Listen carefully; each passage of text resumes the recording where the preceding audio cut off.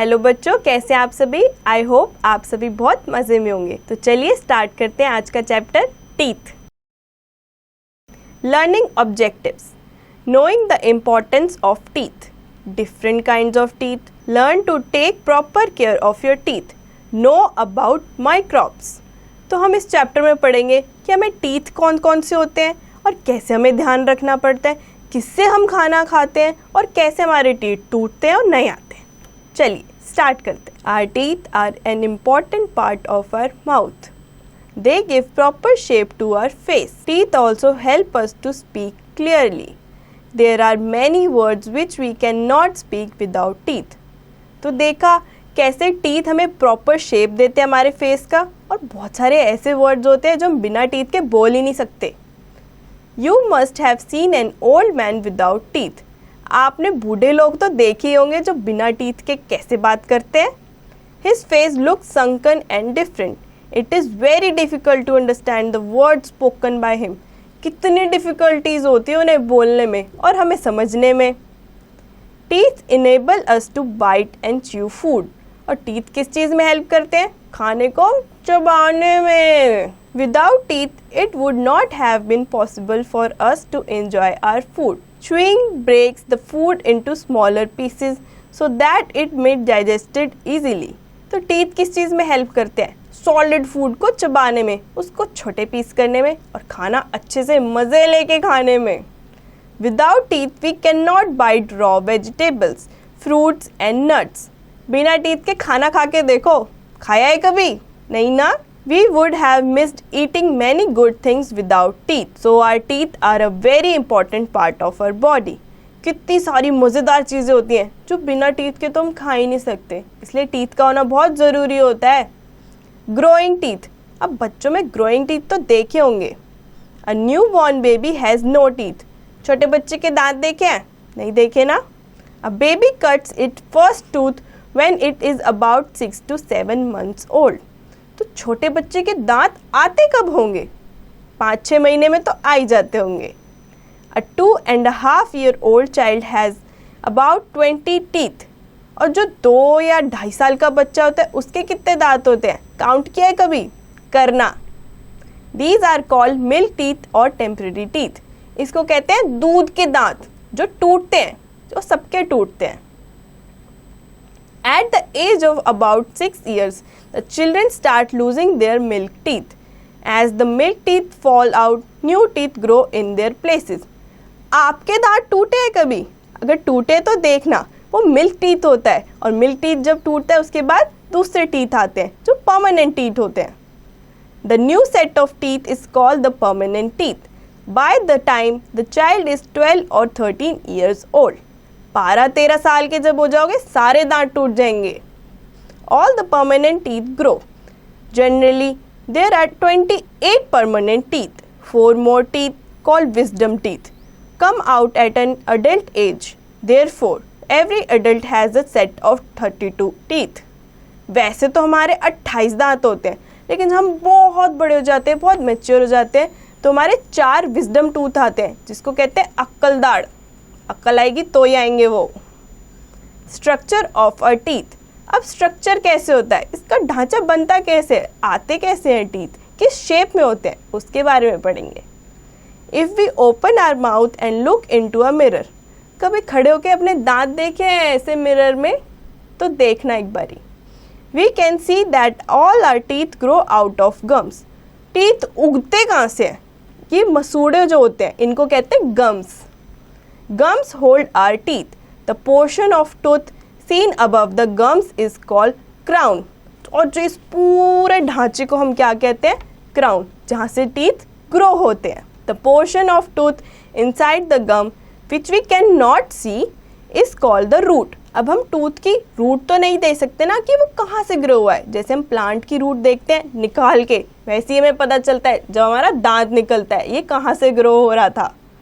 The teeth are hard, strong, bony structures fixed firmly in the upper and lower jaws. और कितने jaws होते हैं? ऊपर और नीचे, जिन सब में टीथ ही टीथ होते हैं। The outer layer of the tooth is very hard, और जो बाहर की लेयर होती है बहुत सख्त होती है, जो हमारी हेल्प करती है खाने को खाने में. This is called enamel. The next inside layer is called dentine. It is like a bone. The soft material inside the dentine is called pulp. अब डेंटाइन के अंदर जो होता है वो तो सॉफ्ट होता है, लेकिन डेंटाइन थोड़ा हार्ड होता है. This is soft and has blood vessels and nerves in it. इसमें बहुत सारी नर्व्स होती हैं जो हमारी सीधा ब्रेन से कनेक्ट होती हैं. The nerves are connected to the gum through a hole in the root. और ये सब कहाँ से कनेक्ट होती है? गम्स से. Kind of teeth. अब बहुत सारे टाइप के टीथ होते हैं, आगे के अलग, पीछे के अलग, खाने के अलग, चबाने के अलग. उसके बारे में पढ़ना ज़रूरी है ना, तो चलिए पढ़ते हैं. There are 4 kinds of teeth. Incisor और कटिंग टीथ. अब खाते किससे हैं, चबाते किससे हैं, उससे पहले जानना ज़रूरी है हम कट किससे करते हैं. The 4 chisel shaped teeth at the front of the mouth are incisors. और जो 4 टीथ्स होते हैं आगे के, इन सबको क्या कहते हैं? इंसाइजर, यानी cutting teeth. We use them to bite our food. Canines or tearing teeth. These are used for tearing the food. There are 4 canines. These are present in either side of the cutting teeth in each jaw.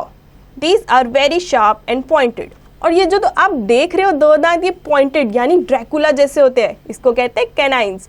ये tier करने में help करते हैं, यानी कि फाड़ने में. Premolars और cracking teeth. There are 4 premolars in each jaw.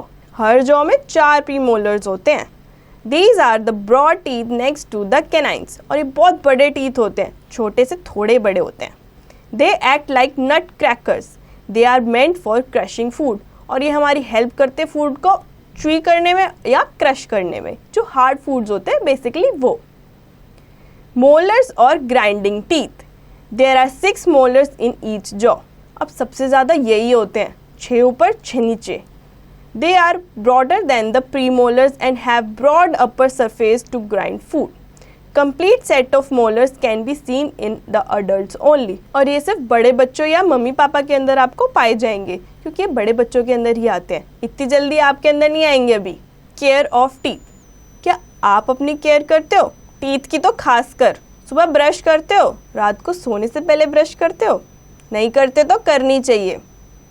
If we take good care of our teeth, we can save them from decay. अगर हम केयर नहीं करेंगे तो वो जल्दी टूट जाएंगे, और फिर हम खाना कैसे खाएंगे? Bites of food that remain stuck to the teeth can cause the growth of bacteria. खाने के बाद इसलिए ब्रश करना चाहिए क्योंकि उसमें बैक्टीरियाज रह जाते हैं, और दांतों में बैक्टीरिया रहेंगे तो सड़न पैदा होएगी और फिर हमारे दांत टूट जाएंगे, जो अच्छी बात नहीं है ना. Bacteria first attack the enamel and forms a sticky coating in the teeth called plaque.